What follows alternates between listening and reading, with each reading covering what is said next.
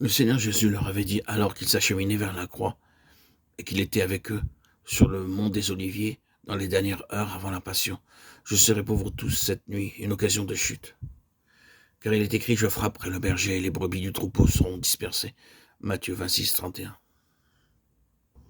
Quelle dispersion se produisit? Tous, sans exception, l'abandonnèrent. Ils furent mis en pièces. Il y en avait partout, comme on pourrait le dire, comme un vase brisé en morceaux. Ils furent extérieurement en pièces en tant que groupe et intérieurement en pièces en tant qu'hommes. Sa parole dispersée fut réalisée de façon très réelle. Maintenant, considérez les 40 jours. Que fait-il? Il rassemble tous les morceaux, il collecte tous les fragments. Il trouve ces morceaux ici et là et encore là. Deux s'en sont allés dans cette direction. L'un est ici, d'autres sont là. Il n'y a aucun signe d'une quelconque unité en ce qui les concerne. Maintenant, durant les 40 jours, il les retrouve tous, les collecte et les rassemble tous. À la fin, il les a tous ensemble, et dans un assemblage qui n'avait jamais eu lieu auparavant, dans une unité qu'il n'avait jamais encore connue. C'est la valeur des 40 jours. Mais souvenez-vous-en, les choses n'auraient pas pu être autrement. Il y avait apparemment, tous les éléments de désagrégation, et donc il devait en être ainsi. Il ne pouvait en être autrement. Or, cela nécessite qu'on y réfléchisse, parce qu'en ces 11 hommes, on a l'Église en représentation.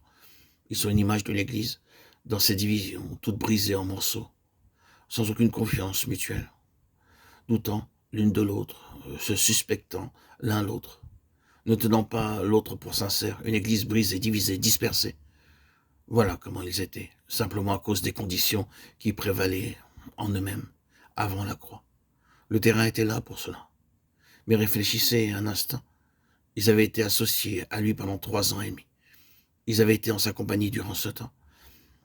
Ils se trouvèrent sous son influence et son attrait.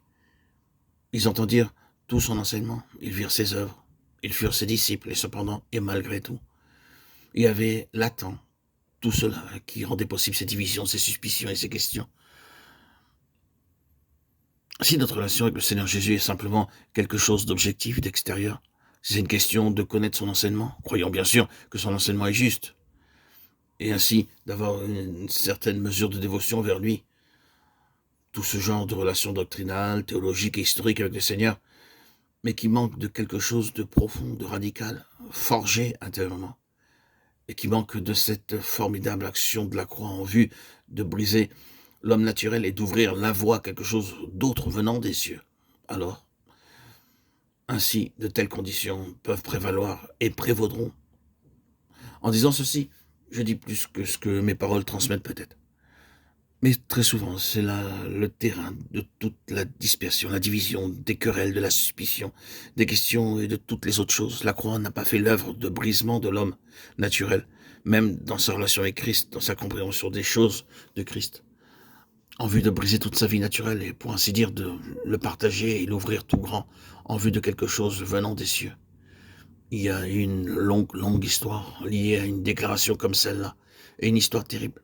Et c'est donc la raison pour laquelle je dis que leur déception, leur dispersion n'eurent pas pour seule raison le fait que Christ était crucifié. Ce fut ainsi parce que les semences de cette dispersion étaient en eux. Le terrain était déjà là.